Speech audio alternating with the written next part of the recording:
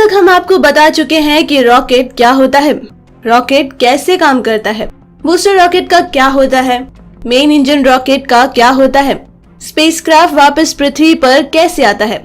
अगर आप इन सब के बारे में नहीं जानते तो पहले हमारी पुरानी वीडियो देख लें, तभी इस वीडियो को अच्छे से समझ पाएंगे। वहीं आज हम आपको बताने वाले हैं चांद पर रॉकेट या स्पेसक्राफ्ट चंद्रमा पर लैंडिंग कैसे करता है। 50 साल पहले 21 जुलाई 1969 को पहली बार अमेरिका ने किसी इंसान को चांद पर भेजने में सफलता पाई थी। वह क्षण मिशन में लगे लोगों के लिए गौरवान्वित करने वाला था। इतने सालों बाद भी इसकी स्मृतियां ताजा है, लेकिन आज भी लोगों के मन में एक सवाल अक्सर कर जाता है कि आखिर स्पेसक्राफ्ट ने चंद्रमा पर लैंडिंग कैसे की होगी और किस तरह स्पेसक्राफ्ट चंद्रमा से पृथ्वी पर वापस आया होगा। जब रॉकेट या स्पेसक्राफ्ट मिशन के लिए पृथ्वी से चंद्रमा की ओर भेजा जाता है तो उस रॉकेट या स्पेसक्राफ्ट में कई तरह के अलग अलग भाग होते हैं, जिनका मिशन के लिए अपने आप में एक अहम योगदान होता है। इनमें से कुछ हिस्सों में चंद्रमा तक ले जाने के लिए आवश्यक सभी सामान और कुछ टेक्नोलॉजी से संबंधित चीजें होती हैं, जैसे इलेक्ट्रिसिटी, ऑक्सीजन टैंक, खाने पीने का सामान, चंद्रमा तक ले जाने वाला और वापस लाने वाला इंजन और कुछ उपकरण रखने के लिए पर्याप्त जगह होती है। इस मॉड्यूल को पावर फ्यूल सेल से मिलती है। फ्यूल सेल एक ऐसी इलेक्ट्रोकेमिकल सेल होती है जो इलेक्ट्रोकेमिकल प्रक्रिया के द्वारा फ्यूल की केमिकल एनर्जी को इलेक्ट्रिसिटी में कन्वर्ट कर देती है। ये सारी प्रक्रिया हाइड्रोजन फ्यूल और ऑक्सीजन या ऑक्सीजन के उत्पादों की क्रिया के कारण होती है।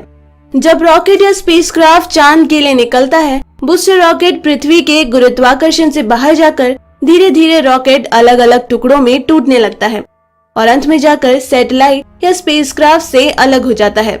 और जैसे ही booster rocket main engine rocket से अलग होता है, मेन इंजन रॉकेट का ईंधन तेजी से जलने लगता है और तेजी से बाहर निकलता है, जिसके कारण ये सैटेलाइट या स्पेसक्राफ्ट को तेजी से उसकी कक्षा तक पहुंचा पाता है।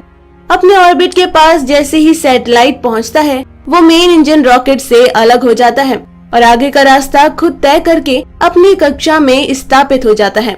लेकिन अब सवाल ये है कि चांद पर रॉकेट या स्पेसक्राफ्ट चंद्रमा पर पहुंचने के बाद वहां पर लैंडिंग कैसे करता है।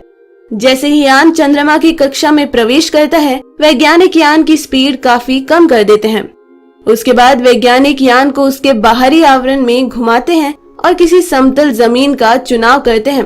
और जैसे ही जमीन का चुनाव हो जाता है, वैज्ञानिक यान के डिसेंट इंजन को एक्टिवेट कर देते हैं और वो जिससे यान धीरे धीरे समतल जमीन की ओर बढ़ने लगता है।